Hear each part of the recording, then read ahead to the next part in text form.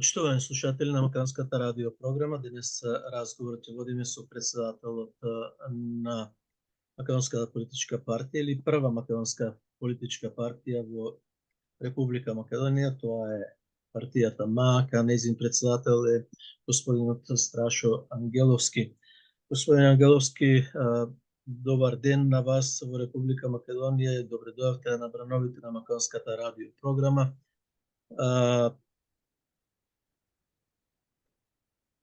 Добар ден, добра вечер пак вам таму во преку океаните. Најпрвин да се извинам што малку задоцнивме, меѓутоа јас не сум многу вичен со техниката, па некако конечно успеавме да се вклучиме, некако успеавме да се најдеме и како правдата сме, нели, забавуваме, ама накрај стасуваме. Така што еве, ќе го започнеме разговорот на почетокот на сите да им го честитам денешниот празник, тежок, голем празник, одсекување на главата на Свети Јован. Така, ние ве побаравме, бидејќи еве се приближуваат и овие, мислам, 3 месеци откако владата е составена на Република Македонија и покрај фактот што премиерот Мицковски се откажа од тие 100 дена уште на првиот месец. Првиот впечаток е околу прославата на 8 септември. Славевме и е нешто или пак како што вели Черчил, формирале нешто за да не се одбележи. Знаете, јас имав и една емисија посветена токму на празникот на 8 септември на една од националните телевизии и таму проговорив за тоа. Ние немаме право, ние немаме зошто да славиме. Ние немаме зошто да го славиме 8 септември, затоа што придобивките од тој ден, од 8 септември 91-та, денеска веќе не ги живееме. Ние на 8 септември 91-та изгласавме независна, самостојна и суверена Република Македонија. Таквата држава денеска не постои и од тука ние немаме причина за славење и јас реков, ние имаме причина да го чествуваме тој ден. Да, затоа што беше голем, можеби и најголемиот ден во последователната македонска историја, затоа што представуваше врв на вековните битки на македонскиот народ да дојде да ја возобнови својата самостојна, суверена и независна држава. И како таков, тој ден ние мораме со најголем пиетет да го чествуваме, меѓутоа немаме што да славиме. Зошто? Ние исто како што го чествуваме, да речеме, Илинден од 1903-та како наш голем датум, кога се формирала Крушевската република, која Крушевска република за жал траела само 10 дена, меѓутоа траела толку затоа што огромна воена вооружена сила била впрегната за да таа република биде угушена во крв, во пламен, во страдања, во погибии и во саможртви на македонскиот народ. За жал, современата Македонска република траеше 27 години, од 91-та до 2018-та, а таа пак беше задушена со торби со зелени банкноти, со торби со долари кои беа дадени на еден грст политичари, ако можеме да ги наречеме политичари, или да речеме една криминална група која насилно дојде на власт и која беше платена со грст, со торби со долари за да го смени името и да ги поништи придобивките токму од 8 септември 91-та. Јас имав една колумна напишано, меѓутоа никој не ја објаве. Генералот на Америка Батлер во 35-та година вели од војната се збогатуваат малкумина на сметка на многу големи жртви. Во Република Македонија се направи тоа што сега го спомнавте вие, дека една група на луѓе се збогатија дебело 2017-та, 2018-та па и наваму, на сметка на мнозинството на македонскиот народ.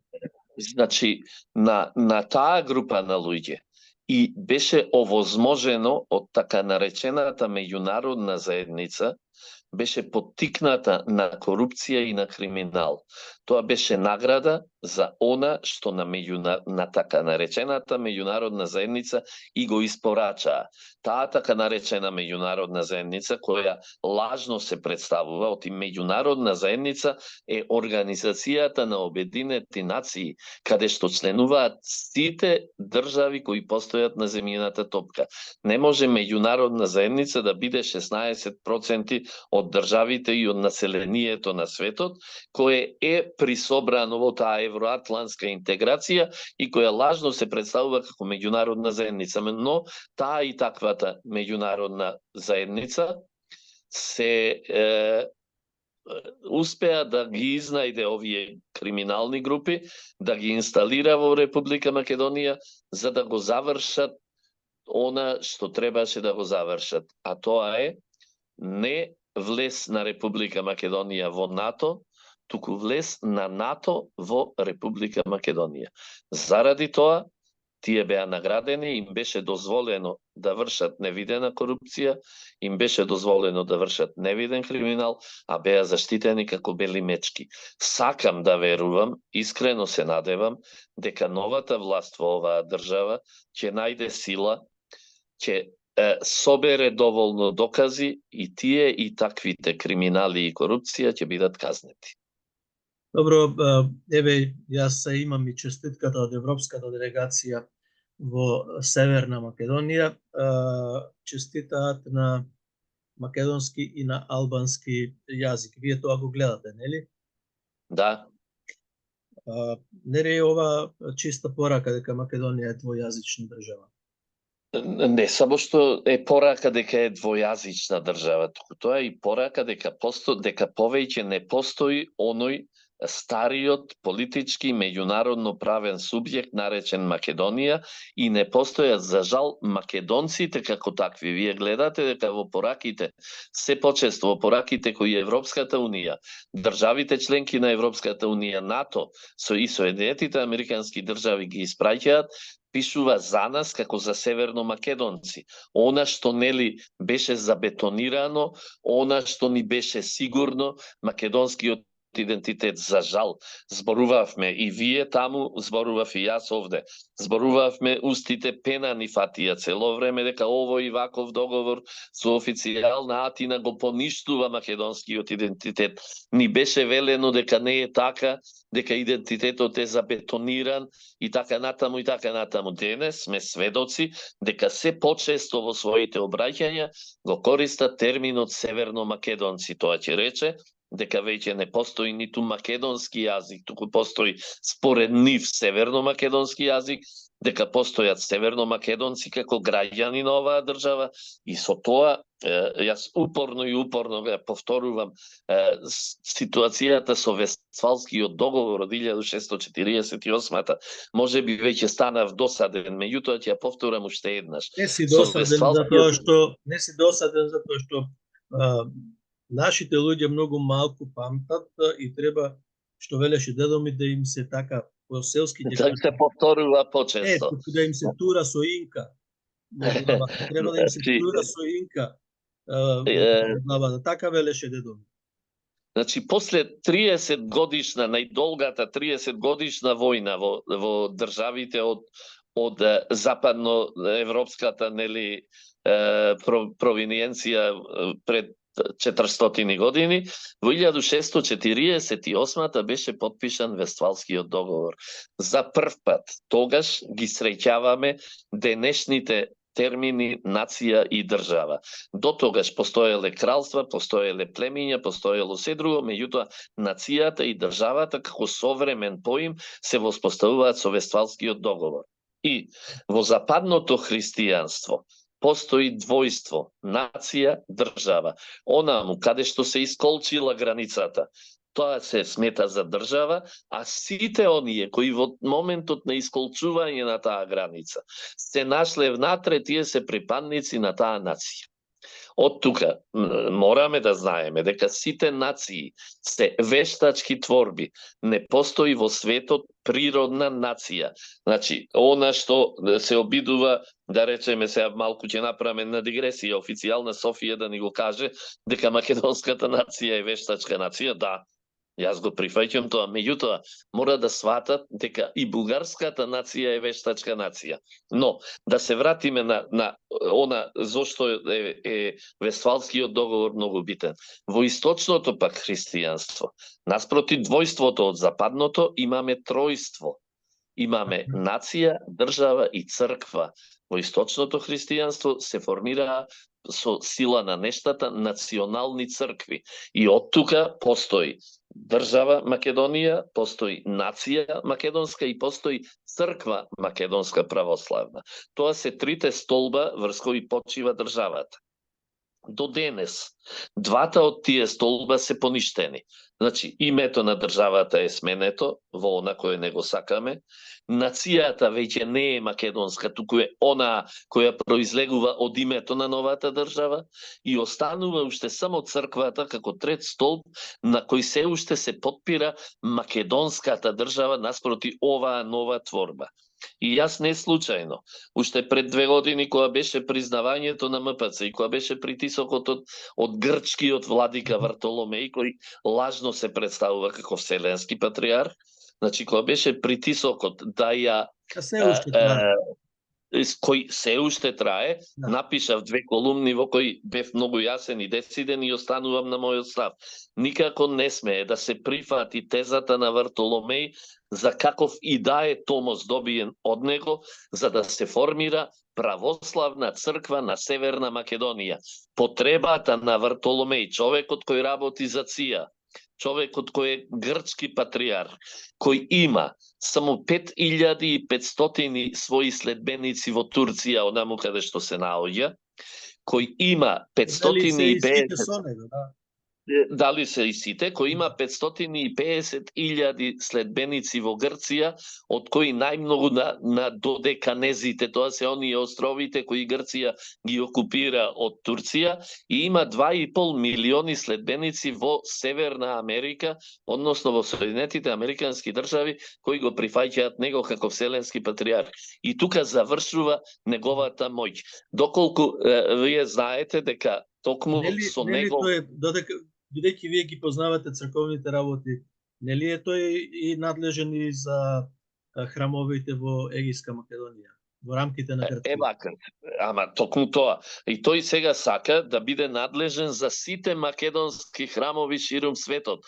Она што го направи со украинската Ицо, видете вака. Значи тој и даде наспроти вековната украинска православна црква, која е формирана во Киев, тој сега даде нов томос и формира нова православна црква на Украина, која има ингеренции само на територијата на Украина, а со имотите, со храмовите на Украинската православна црква надвор во светот, веќе управува Вартоломеј, грчкиот владика.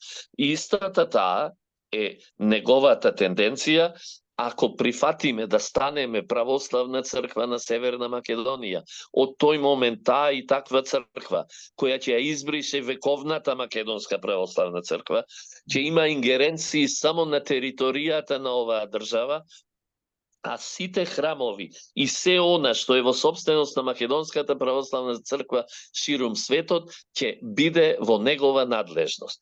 Затоа јас не случајно зборувам. Да, само сакам да кажам тука дека нашата борба беше против владиката Петар токму тоа, и за да биде јасно за слушателите нашите кои македонци православни верници кои не следат нас, во Австралија не може да дојде до одземање на имотите, оние кои се под контрола на македонската заедница, а оние пак храмови кои се под контрола на митрополитот Петар или негов наследник кој ќе биде, да, можат да потпаднат под јурисдикција на Севселенскиот патриарх. А меѓутоа, овие 12 наши општини со 2 манастири и неколку спортски центри, фудбалски и така натаму, тие се сопственост на македонската заедница во Австралија? Јас не би бил толку сигурен во ова тврдење и ќе ви кажам и зошто.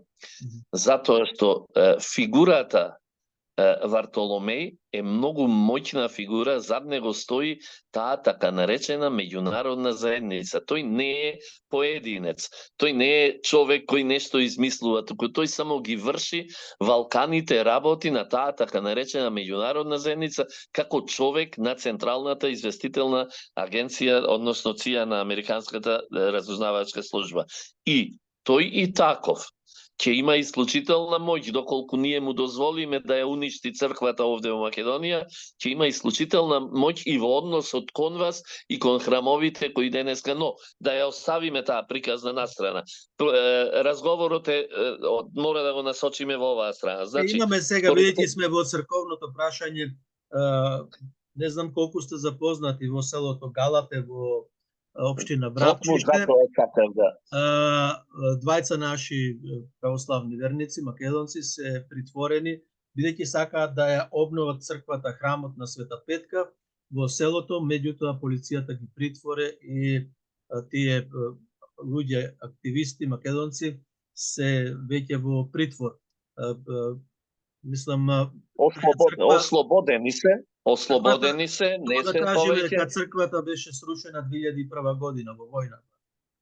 Сега, само да довршам со Вартоломеј, зошто тој не би смеело да има оваа моќ која си ја дава себе си?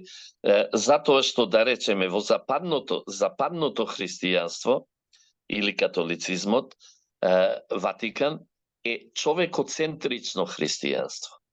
Таму главен врв на верата е папата. Не е Господ, туку папата е оној кој, за разлика од западното, источното христијанство е богоцентрично, така што не постои ниту еден што и да е, владика или патриарх или што и да е, кој ја има таа моќ да може да ништи, да создава и да прави цркви во источното христијанство. Нашето христијанство е богоцентрично и единствена сила, единствена моќ има Господ. Господин Ангеловски, ајде, веќе навлеговме туку. Сакам и од вас да услушнам ставот Томос од српскиот СПЦ. Прво, Македонската православна црква се врате под канонска юрисдикција и стана автономна црква. Во Српската православна црква во еден период од 2-3 месеци, и тоа беше тивко, тајно направено, и после тоа беше издаден Томосот и признавање на независна Македонска православна црква. Дали на вас ви е познато тоа? Значи, мораме да бидеме свесни дека Македонската православна црква се најде во битката меѓу Руската православна црква и така наречената Вселенска патриаршија во Цариград. Во една таква битка беше потребата на Руската православна црква, се пројави потреба кај Руската православна црква, Македонската православна црква да биде признаена и да влезе во сослужување со останатите. Се изнајде тој и таков начин, и така некако, како што велиме, нели, тивко и незабележано, добивме и ако е неправилно и неправедно, не може ќерката на мајката да ја дава извод од родење. Меѓутоа се случи тоа. Добро. Јас не сум противник на Томосот, не сум противник, меѓутоа јас сум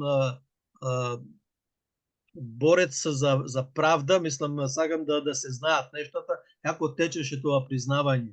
Бидејќи сакаат да се поединци во... Само 4 цркви во светот се апостолски цркви. Да. Апостолски цркви се римската, македонската, александриската во Египет и сириската. Антиохиската. Да, антиохиската во Сирија, александриската во Египет, македонската, охридската и римската. И тука завршува оној првичниот степен на црковна организираност, односно апостолска организираност на црквите. Така што, но, за жал, Македонската православна црква е жртва на политиките. Македонската православна црква не е жртва на црковните односи, туку тие и такви црковни односи се изградени врз основа на политиките, посебно на соседните држави околу Република Македонија. Апсолутно. Кажете ми збор-два околу црквата Света Петка во селото Галате, во Гостиварско, општина Врапштиште. Не знам, сигурно ви е познат податокот дека покрај старите турски џамии за време на Отоманската империја, во овој период од 30 години изградени се 400 нови џамии во Македонија. А сега не може да се реновира еден храм кој е посветен на Света Петка, срушен од војната 2001 година. Јас ги жалам муслиманите, вистинските верници во Македонија, ги жалам вистинските исламски верници на целиот Балкан, затоа што за жал на Балканот има за муслиманите на Балканот светот користи едно многу подсмешливо име, ги нарекуваат бриселски муслимани. Значи, овде во Македонија го глумат исламот, а не го практикуваат исламот. Тоа се луѓе слуги на Брисел и на Вашингтон. Тие луѓе, муслимани, нели, зборуваме претежно за оние од албанско етничко потекло кои припаѓаат на исламската религија. Тие луѓе со ниту еден збор не проговорија, да речеме, за геноцидот на муслиманите во Газа. Зошто? Затоа што не смеат да имаат поинаков став од нивните газди во Брисел и во Вашингтон. Таквите луѓе можат и го прават тоа што го прават. 2001-та ги уништуваа православните светилишта, а денес не дозволуваат да се обноват, да се изградат евентуално нови, онаму каде што се во мнозинство. Тоа не се вистински муслимани и затоа го прават тоа. Ние мора да сватиме дека исламот и православието се двете најблиски религии и во својата суштина и во она што го проповедаат. Православието и исламот, кога би биле заедно, тогаш доаѓа во прашање ваквата комфортност на западното христијанство и токму затоа не случајно токму денес е денот кога пред 23 години, ако не се лажам, беа бомбардирани, беа урнати кулите близначки во Њујорк. 11 септември. Утредента, тогашниот председател на Соединетите Американски држави излезе со една многу опасна изјава. Тој рече дека од тој ден Соединетите Американски држави започнуваат крстоносна војна.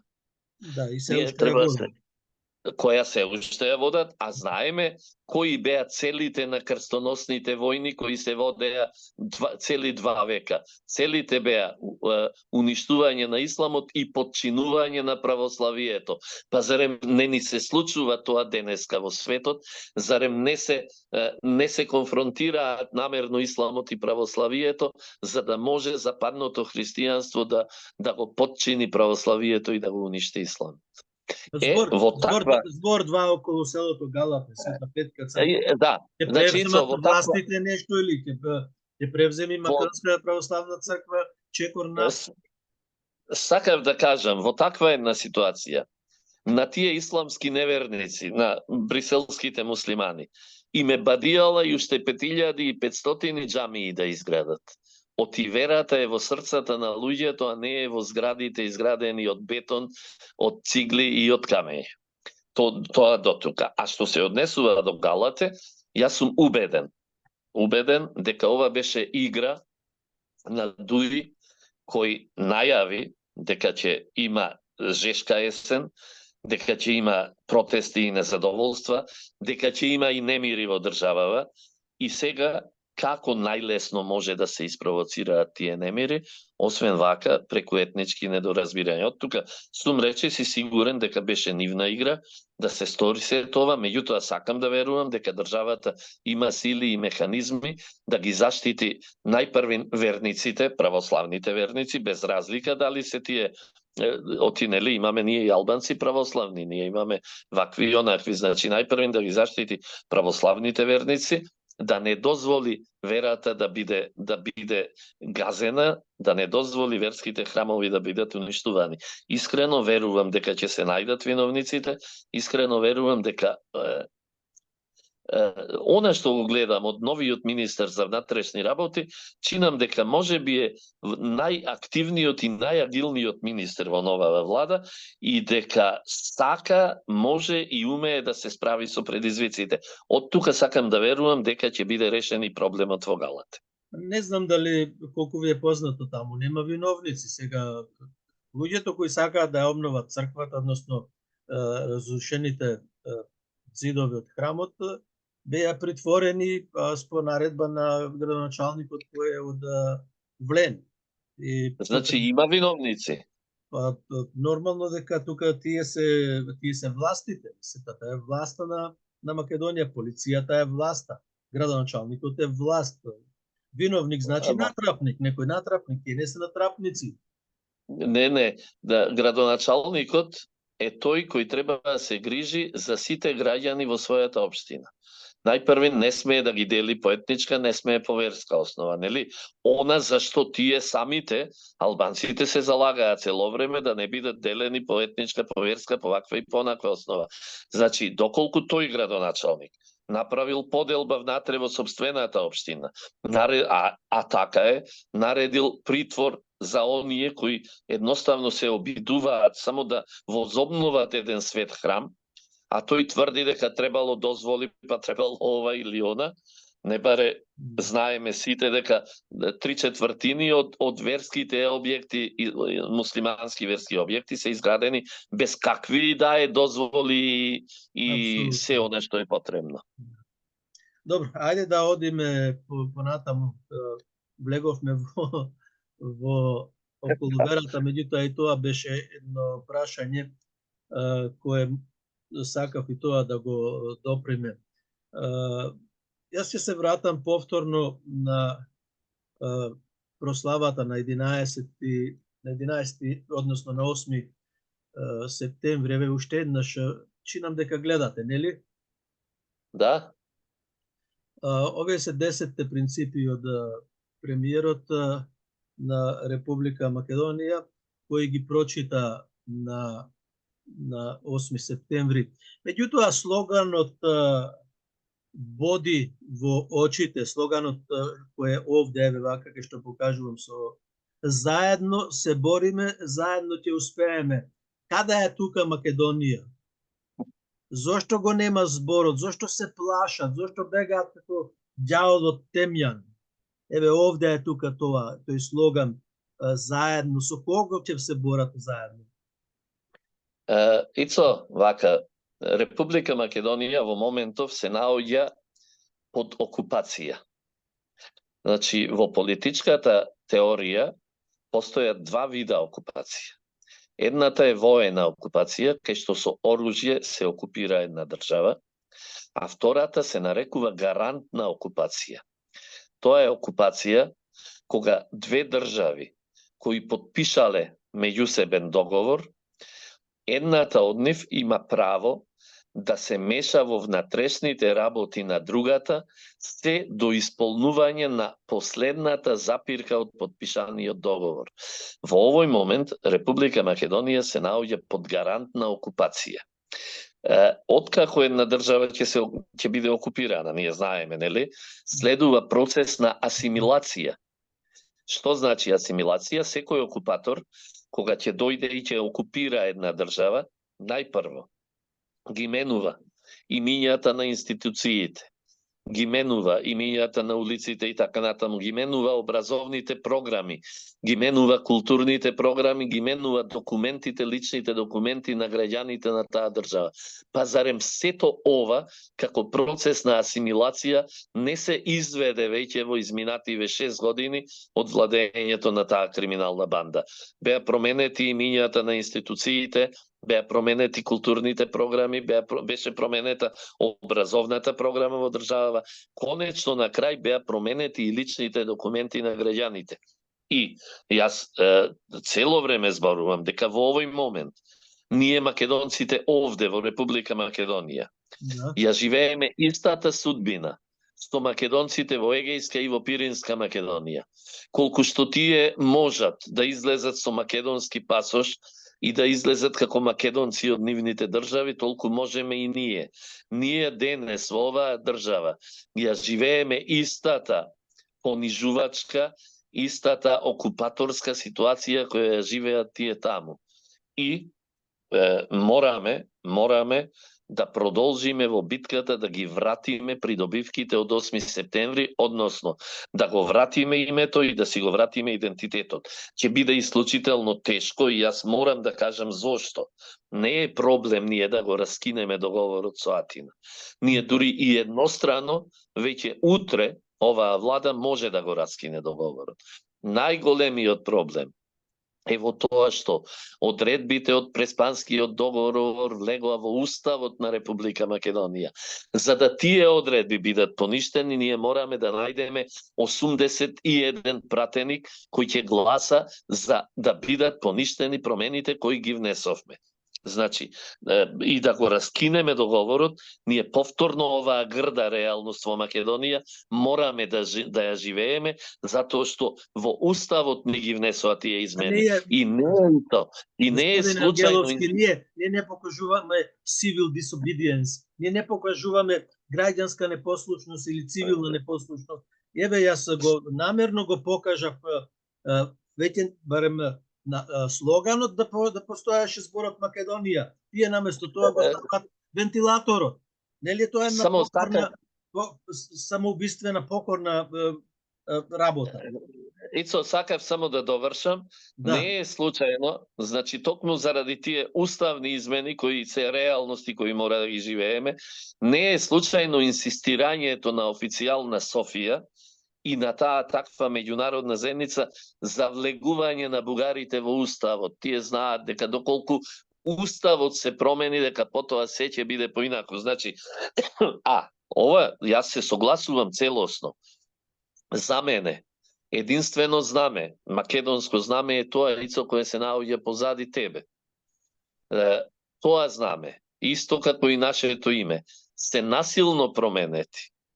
Тоа знаме е резултат на немоќта на вистинската меѓународна заедница и од тој ден мора да знаат гледачите, оние кои не слушаат, дека токму од тој ден во 1995-та, кога Република Македонија во Обединетите нации беше натерана да си го промени името, односно да прифати некаква привремена референца, кога беше натерана да си го смени собствениот символ, а тоа е 16 зрачното златно сонце, кога беше натерана да си го смени Уставот, односно да го избрише член 49 со кој се откажа од македонците во соседните држави, од тој момент престана да постои меѓународното право.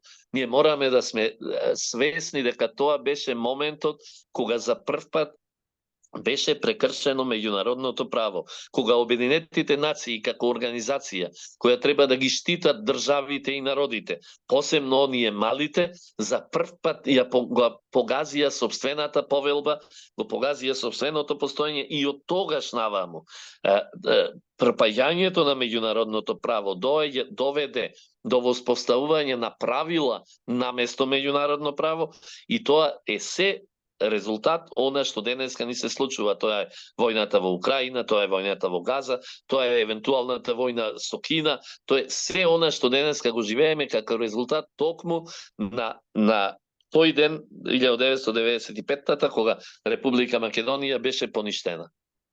Добро, тоа веќе е минато, сторено е. Ние треба да се избориме повторно за она што го имавме. Не, сега треба ли да видиме наведнати треба ли да бидеме ноеви, да ги ставиме главите во песокта и да не гледаме во вистината. Пред една недела министерката за образование Јаневска се извинуваше пред медиумите и рекла Северна, односно дека рекла Македонија. Па Не знам кој збор да го потребам и дали треба да ја пофалам. Уште луѓето велат дека исправно било. Па како е исправно? Додека влезат во фотелите, секакви ветувања имаме. Влегува во фотелите, тие луѓе не познаваат повеќе. Еве, јас употребив збор и реков жално. За мене е навистина жално.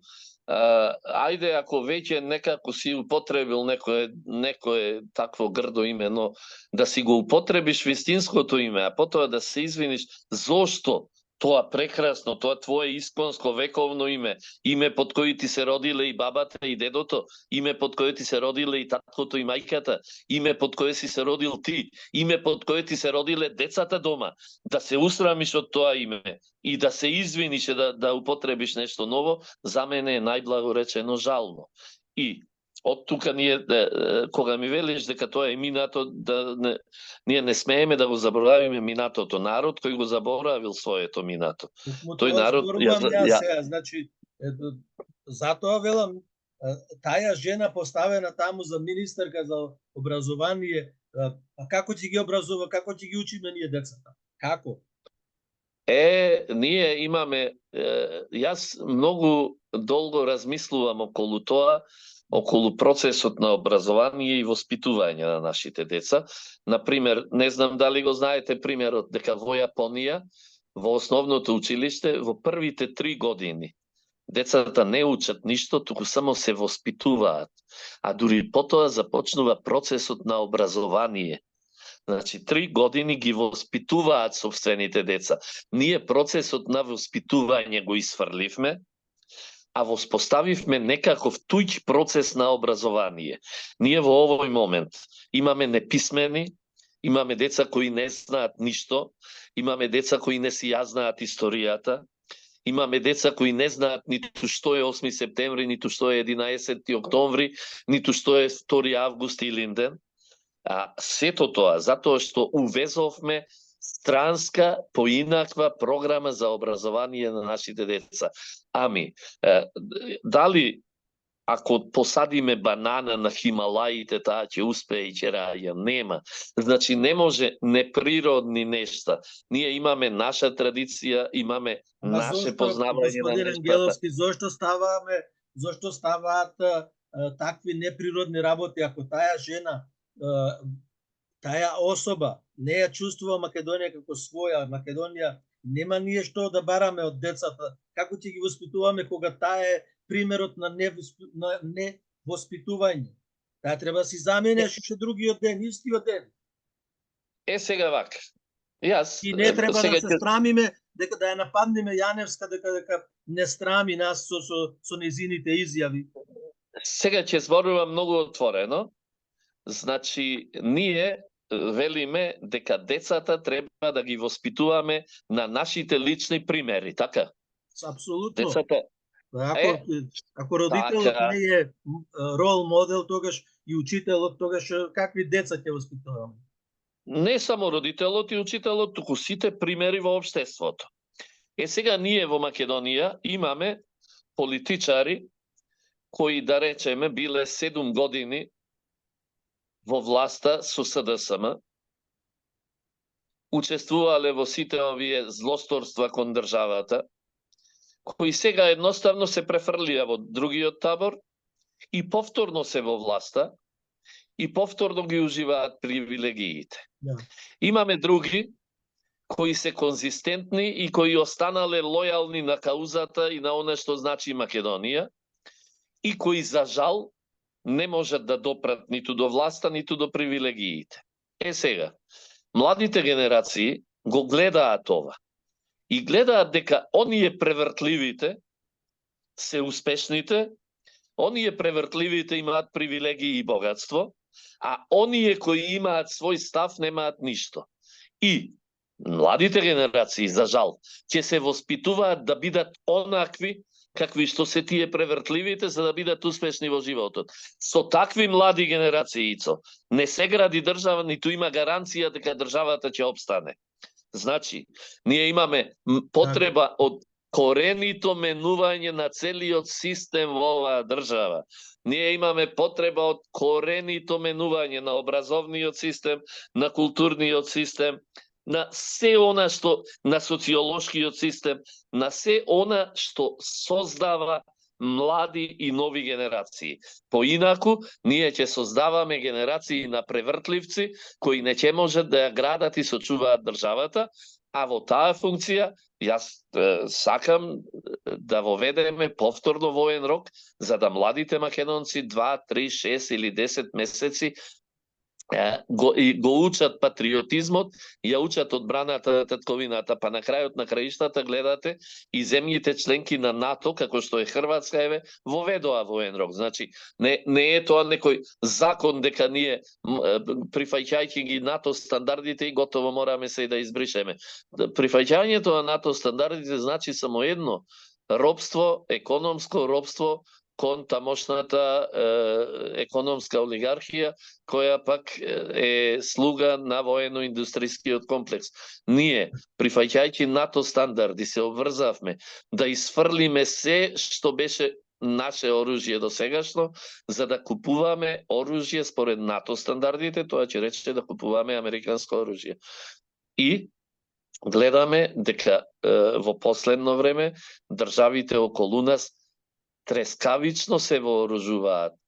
Последна беше Србија која купи авиони, сега при посетата на Макрон купи француски ловци, пред тоа купи Хрватска, пред тоа купија Грција и Бугарија, а неколку години порано тоа го стори Албанија.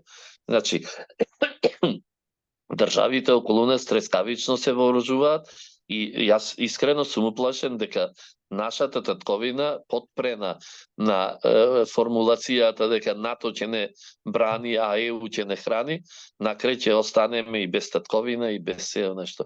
Оти тоа и такво НАТО ицо. Ние имавме илјадници пожари ова лето низ Македонија. Нашите партнери од НАТО да пуштеа барем еден НАТО војник со лопата да маваше по огнот, барем да видевме дека сакаат да ни помогнат. Какво е тоа заедничка безбедност? Мене ме интересира за нас, за македонците. Како можат... Именно ова е, ама ецо, ова е за нас македонците. Значи, ние македонците не сме изолиран остров и да зависиме само од себе. Ние зависиме токму од се она што се случува во светот. Јас упорно тоа се обидувам на мојот народ да му го кажам.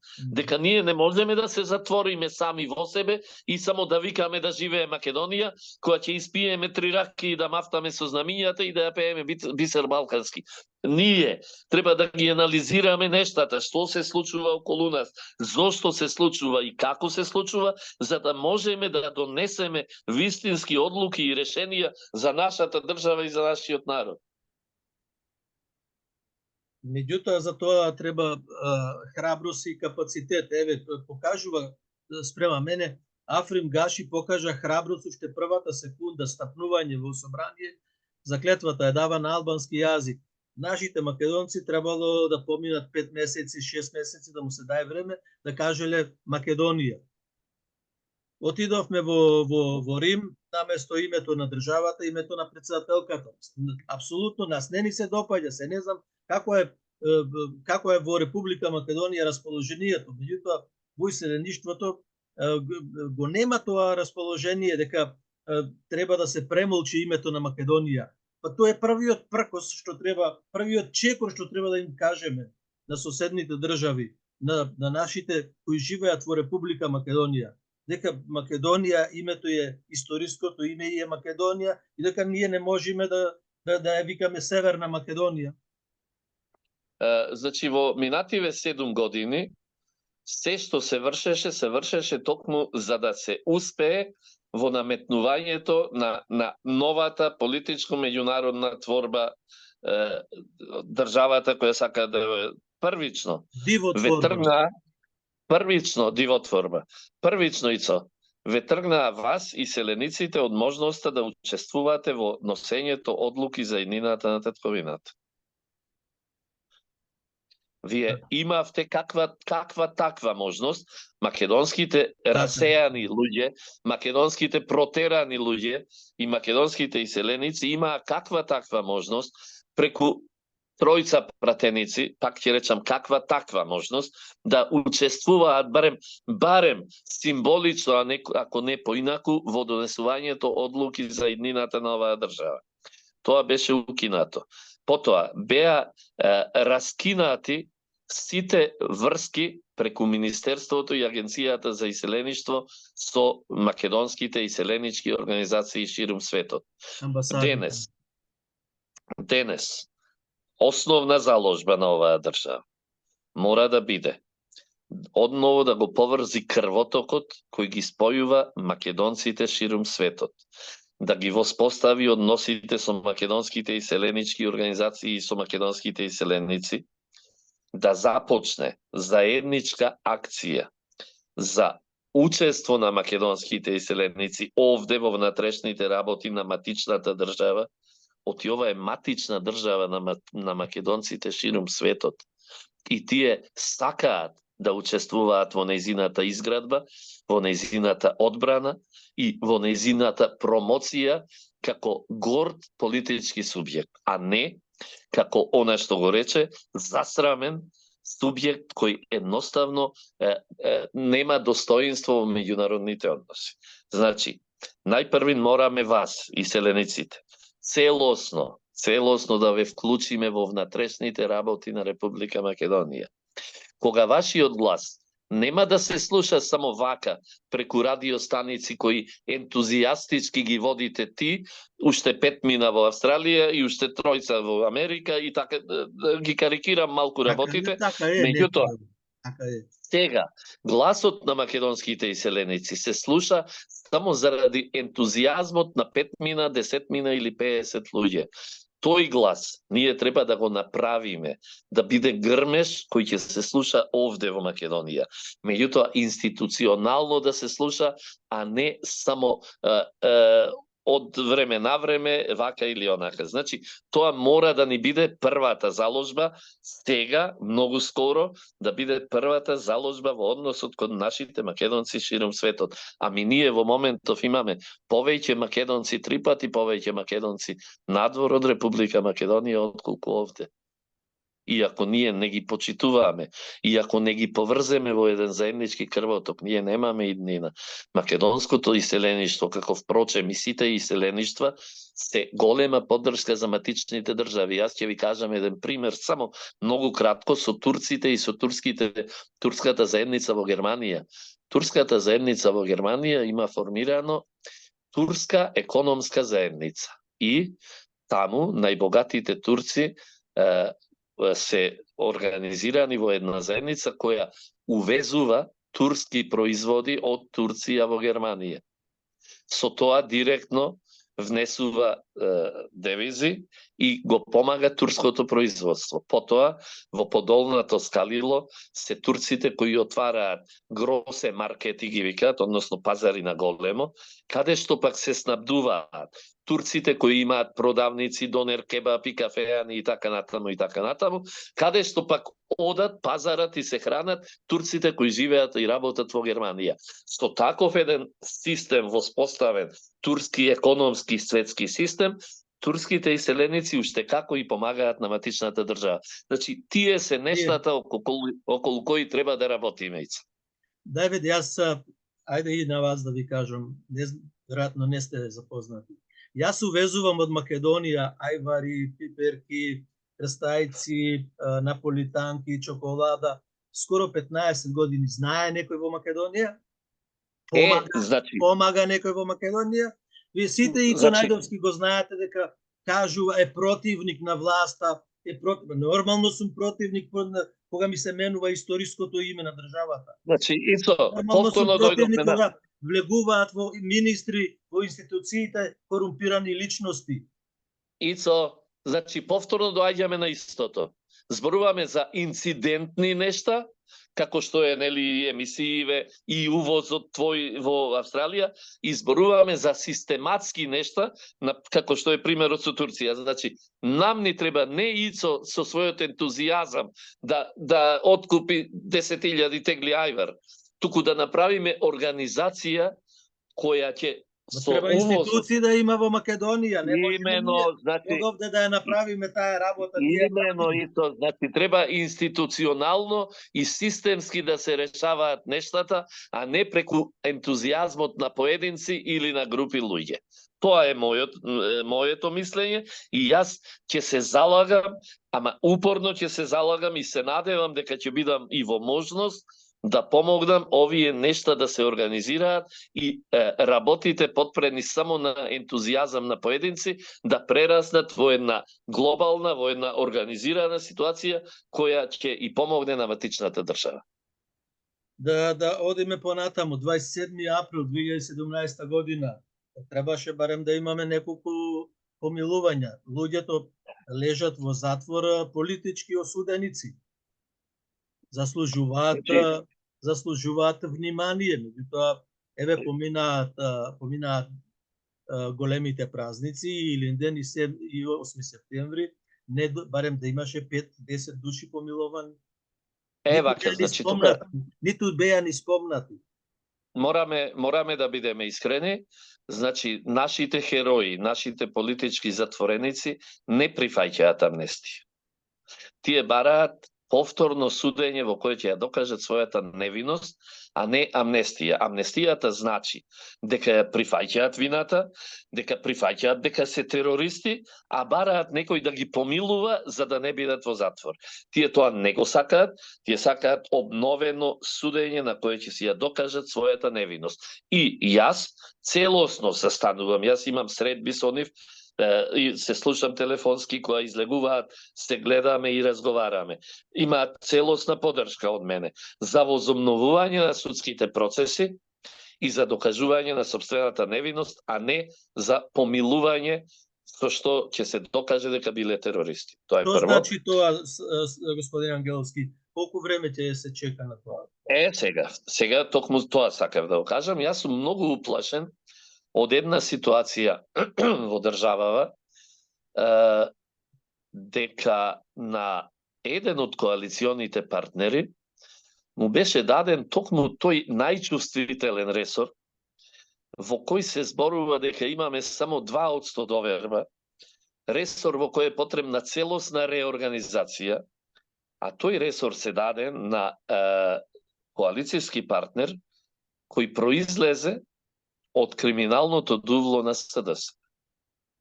И јас сум уплашен дека преку тој ресор многу од криминалците на СДСМ ќе се обидат да ја избегнат казната и да ја избегнат одговорноста. Јас сум уплашен дека ќе се кочат и процесите за обновување на процесите, судските процеси за осудените за 27. И на крај, можно е, преку токму тој наш коалицијски партнер, половина, 3/4 или не знам колку од криминалците во СДСМ да ја променат партиската боја, да дојдат на страната на власта и да станат заштитени мечки и да не одговараат за ништо. Тоа е мојот личен страв, би сакал да не биде така, би сакал и тој ресор правдата да заживее, меѓутоа искрено да ви кажам, јас сум многу уплашен дека ќе се случи токму ова што го зборував. Ние мораме повторно мораме да се навраќаме на минатото за да знаеме што не очекува. Вие треба памтите сите дека во 1998 за да прв пат ВМРО ДПМН е формира влада, му беше доделена една политичка партија со лева провиниенција, тоа беше тогашната демократска алтернатива на Тупурковски, во која премина еден дел од дотогашниот СДСМ и така се заштитија себе си, а меѓународната заедница, таа така наречена, преку таа и таква лева партија во коалицијата, го контролираше и го оневозможуваше десното ВМРО ДПМН да воведе чисти десничарски идеолошки практики. Вие ќе се сетите дека 2006-та, кога повтор пат ВМРО ДПМН требаше да формира влада, повторно една политичка Петковски. партија, тоа беше партијата на Тито Петковски на СДП, беше на брзина формирана, во нејзина брзина се префрлија членови на СДСМ, кои избегнаа од можноста да одговараат, а преку таа партија повторно меѓународната заедница можеше да врши притисок и да не му дозволи, да не и дозволи на десничарската влада да работи според десничарски принципи. Денесицо, ние го живееме истото, нам повторно во коалицијата ни вметна политичка партија, преку која голем дел од членовите на СДСМ ќе се обидат да најдат заштита и да се префрлат на другата страна, а ќе биде кочничар за воспоставување на десничарски политики и принципи во работењето. И од тука, знам. па сега зборувам за нормално дека зборувам за знам. Ами вие мислам дека се сеќаваме дека сегашниот председател на таа политичка партија беше оној кој физички се пресметуваше со луѓе во собранието, гинеше за Заев, се бореше физички токму против овие деца кои се наоѓаат денеска во затвор. Ицо, навистина очекуваме ние денеска правда и правдина за тие луѓе. Затоа да не ни бидат преголеми очекувањата, оти потоа ќе бидеме разочарани. Да очекуваме, да бараме и да вршиме притисок. Да, јас би рекол да не се големи ветувањата. Ветувањата беа големи, отколку очекувањата нормално се од ветувањата. Ме интересира, видете, уживам кога разговарам со вас и Јакове, тебе сега врви. Благодарам. Скоро 1 час разговараме. Јас сакам сега да we have to touch да гибниме комисијата за образование, односно за бришење на историја. Слушам, нели во предизборието беше дека треба да се укинат тие комисии со Грција и со Бугарија, но сега се обнови комисијата за Бугарија. Ванчо Георгиев чинам дека е новиот председател. И значи ја продолжуваме истата песна? Или? Ицо, можам да зборувам во сопствено име. Јас лично и Маак сме дефинитивно против формирање такви комисии, постоење такви комисии и разговори на меѓудржавни комисии во разговори околу мојот и твојот идентитет. Разговори околу моето и твоето постоење. Зошто? Не случајно се бара да се докаже дека Гоце Делчев е заеднички наш.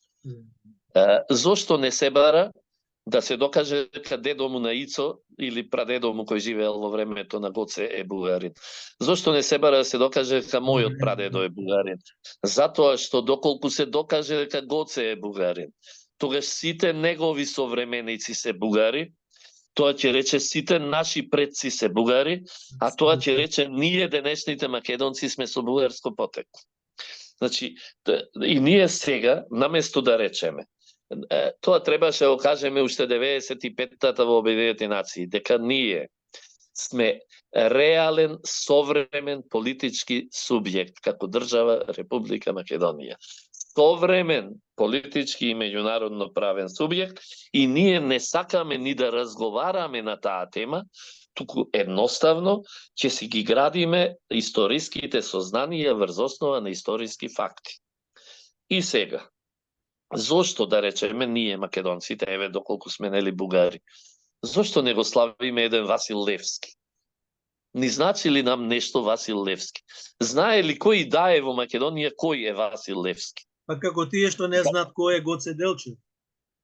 Тие знаат кој е Гоце Делчев, затоа што ги натераа насила да учат кој е Гоце Делчев, за да може да... Сепак знаеш дека на анкетната листа некаде на 60-то место.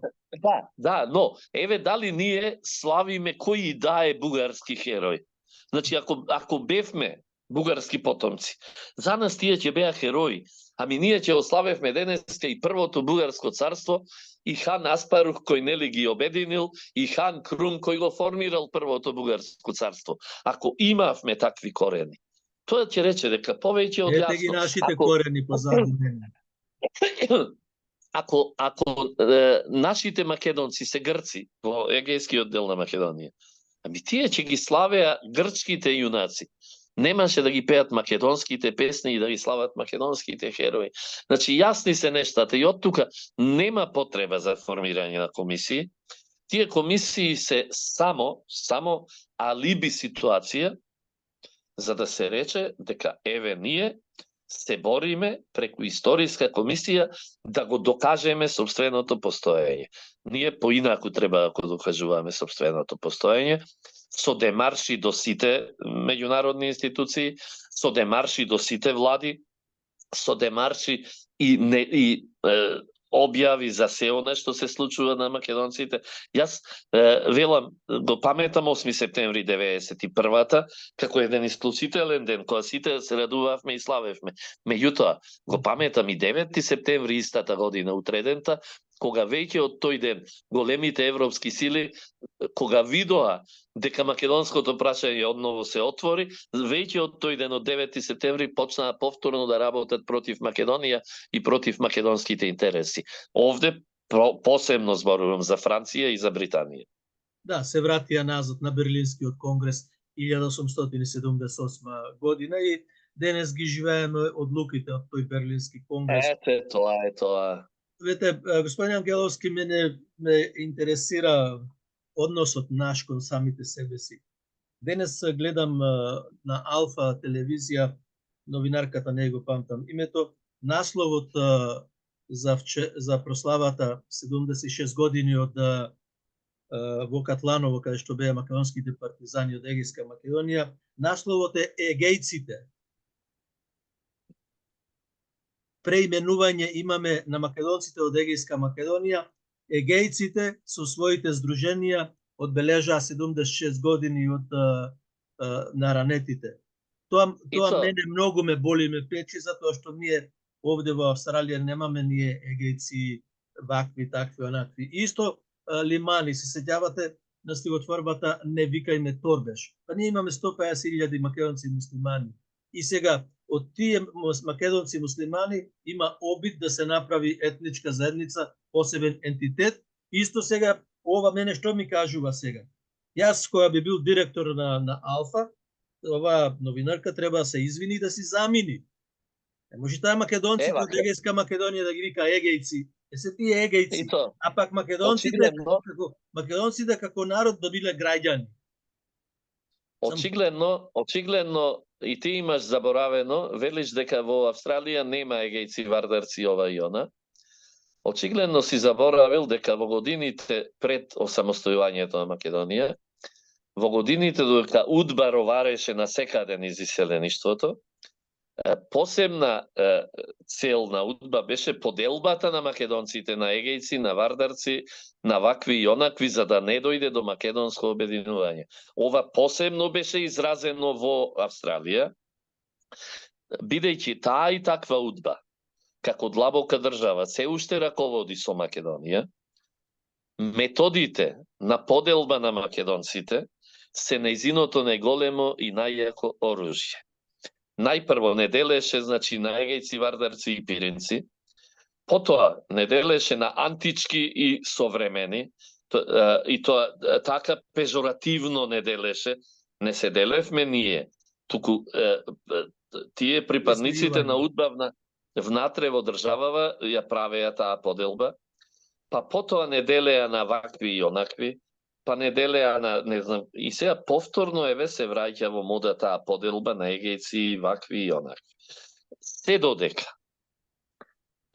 потомците на УДБА и на она што значи нивни служби во Македонија се наоѓаат на власт, се дотогаш ние ќе го живееме ова што го живееме.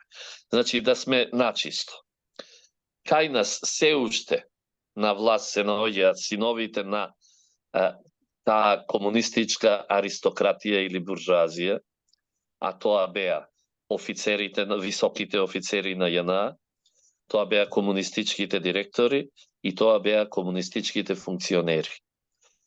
Нивните деца ја изведуваа шарената револуција Нивните деца 7 години владееја со Македонија и го изведоа ова злосторство врз Македонија, го сменија името и се, со тоа што тие и такви елитата, нели, македонска, кои себе си се сметаат за македонска елита, тие и такви застанаа зад еден полуписмен човек и му аплаудираа. Зад еден човек кој според собственото признание имал по 4 часа 3 пати во неделата, 3 часа 2 пати во неделата и вели па еве и станав премиер, што ми недостасува.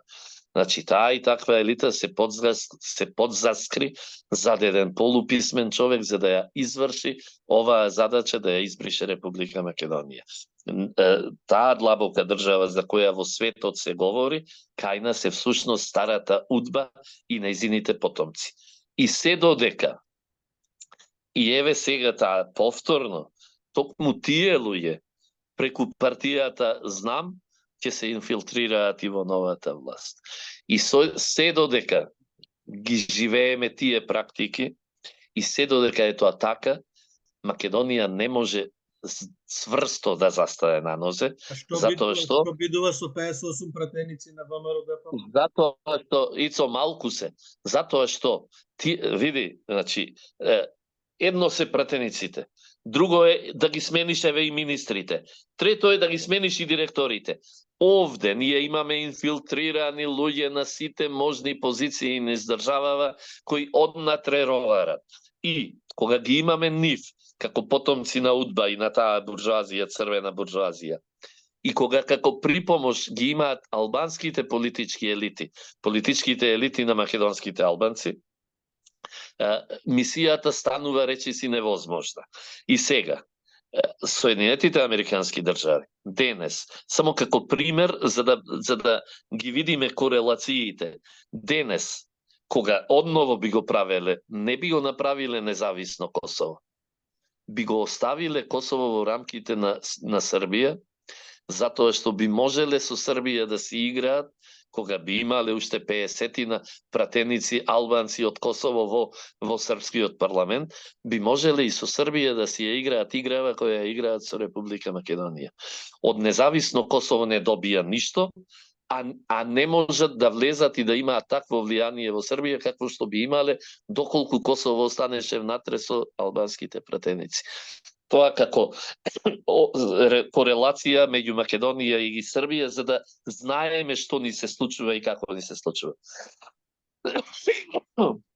Јас се извинувам, ама ајде да го завршиме интервјуто со последното. Да го завршиме. Чаре, вие сте долгогодишен политичар. Бевте со најголемите умови на Македонија, најпаметните во тоа време. Јас би сакал да ги спомните, да се знаат, да ги паметиме. Да, и јас би сакал, и јас кажав и на емисијата на таа... Кој е чарето наше, што сега? Јас Ицо кажав и на прв пат го отворив тоа прашање, дека нашава држава денес е таква каква што е, затоа што 90-тите години не се подпре на македонскиот на умот на македонските национални интелектуалци. Сите останати републики од бившата СФР се подпреа врз собствените интелектуалци во изградбата на новите држави. Само ние не успеавме, македонскиот народ не успеа да препознае ниту еден кандидат на МААК на првите избори, од кои 70 мина беа со високо образование, 21 магистари, 23 доктори на науки. Меѓу нив на листата се наоѓа еден Гане Тодоровски, еден Љубиша Георгиевски, еден Бранко Гапо, еден Блаже Ристевски, еден Анте Поповски. Ниту еден од нив, национални дејци, луѓе кои размислуваа и твореа за Македонија, не се вгради во темелите на оваа држава. И изградивме погрешни темели и затоа е се ова што денес ни се случува. Нашата идеја, идејата на МААК, која јас до ден денес ја застапувам и се додека јас бидам председател на МААК и МААК ја застапува, е Македонија како суверена, самостојна, независна, демилитаризирана и неутрална држава. ние точно тие умови, тие македонски умови точно предвидоа дека на Македонија и треба демилитаризација и неутралност, потврдени од светската меѓународна заедница, затоа што бевме свесни во 90-тата дека ќе дојде до крвави војни на Балканот, во кои ние и со целото оружје кое го имавме, не ќе можевме да се спротивставиме на поголемите и помоćни армии околу нас. Дека нам ни треба неутралноста како тампон зона меѓу големодржавните апетити на 4, а сега веќе и 5 соседи, и неутралноста како можност за развој на Република Македонија и при тоа избегнување на сите притисоци за менување на име, на идентитет и се. Затоа што ако ние не баравме да влеземе во НАТО, не ќе постоеше можноста за притисок од страна на тие земји да си го смениме името заради влез во НАТО. Ами Ицо, човекот најпрво ја облекува кошулата, а потоа палтото. Значи, не може нам НАТО да ни биде кошулата, а Македонија да ни биде палтото. Македонија е нашата кошула за која прво треба да се грижиме, а второстепени се сојузите, дали се тие воени, економски, вакви или онакви. И токму, ќе речам, се менуваат геостратегиските и геополитичките односи во светот. Светот е веќе мултиполарен, иако некој не сака тоа да го признае. Апсолутно. Кина веќе станува, веќе се центри на моќ со кои мора да се смета. Од тука ќе дојде до промена на констелациите во тие геостратешки односи и во една таква ситуација јас искрено верувам дека со малку повеќе желба, со малку повеќе анализа, со малку повеќе стратешко размислување, Македонија ќе може да си го најде своето место, да си ги поврати своите собствени вредности вековни, своето име, идентитетот на македонскиот народ, но пред нас Ицо предстои голема борба, предстои најпрво борба како што учествувавме 41-та во антифашистичкиот блок.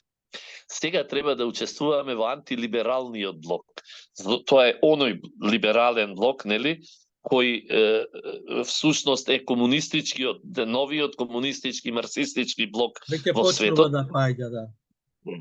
Затоа што се додека е тој на власт, тој нам ни го смени името и ни го направи сето ова. Тие вложија исклучително многу средства, ресурси, луѓе, медиуми, значи се вложија за да се случи ова што се случи, да се смени име. Значи, ние сега имаме обврска да се вклучиме во тој антилиберален блок, да помогнеме за негово што поскорешно паѓање, за да ги нема тие заштитници на уништувањето на Македонија и да можеме во едни нови геостратешки односи да поработиме на враќање на она што е наше. Да, затоа треба да се има и желба и од Република Македонија, и од оние кои ја држат власта сега во своите раце, ако тие не покажат добра волја за соработка и зголемување на силите на македонските просперитетни сили и она што кажав дека БРИКС чука наврата со новата валута, новиот светски поредок е Кина, Русија, Иран, тука е Саудиска Арабија откажува од Америка, Катар, Саудиска Арабија, Египет, сите тие, еве Турција побара. Турција исто така. Аба сепак на 8 септември слушнавме дека единствениот наш избор е Европската Унија, оној комунизам, она што Велика Британија што излезе од таа Европска Унија. Еве Германија од понеделник и затвора границите, не знам дали слушнавте за тоа. Тоа го Унгарија одамна го прави, Полска исто така одамна го прави, Чешка го направи со новиот премиер. Еве готов е на стаклени нодзе Микрон од Франција, Микрон е, сега Микронче, не е Макрон, Микрон. Да. Значи, да. Европската Унија е создадена како европска наддржава која е имал замислено Хитлер во своите нацистички, значи тоа е нацистичка творба и таа е создадена за да ги уништи европските држави, за да им го одземе суверенитетот, да им ја одземе можноста да постојат самостојно и да се претопат во некаква европска наддржава.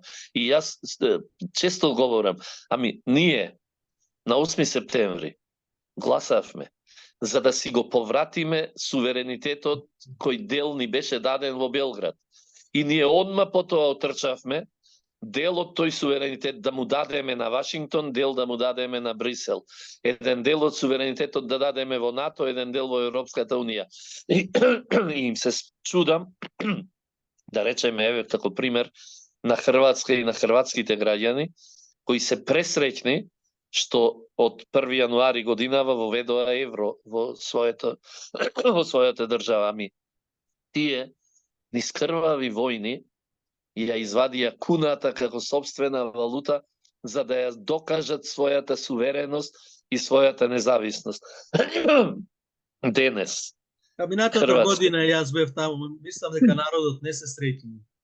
Така сега вака, тука доаѓаме до онаа теза која јас велам дека е ова марксизам и дека владее диктатура. Во овој момент, во државите од Европска Унија, владее целосна диктатура. Дури властите признаваат дека владее диктатура. Аналена Бербок рече вака, граѓаните на Германија не се согласуваат со нашите политики, ние ќе ги тераме. Макрон знае дека не се согласуваат, тој ги тера. Значи, тоа е диктатура, кога едно малцинство, кога една политичка елита работи спротивно на интересите на своите граѓани. Добро, господин Ангеловски, ви благодарам многу на исцрпните одговори на моите прашања и се надевам дека ќе продолжиме понатаму со нашата соработка околу македонските национални интереси. Уште еднаш ќе повторам на крај, прво јас да се заблагодарам за можноста да се обратам пред оние кои не гледаат и не слушаат. Уште еднаш ќе повторам, голема, огромна треба да биде улогата на македонското иселеништво во вршењето притисок врз македонските власти, но организиран притисок како организирано иселеништво кое ќе врши притисок во да се одвиваат работите во вистински правец, ќе помага да се одвиваат работите во вистински правец и ќе биде гордо на сопствената држава Република Македонија. Благодарам и до слушање и до гледање.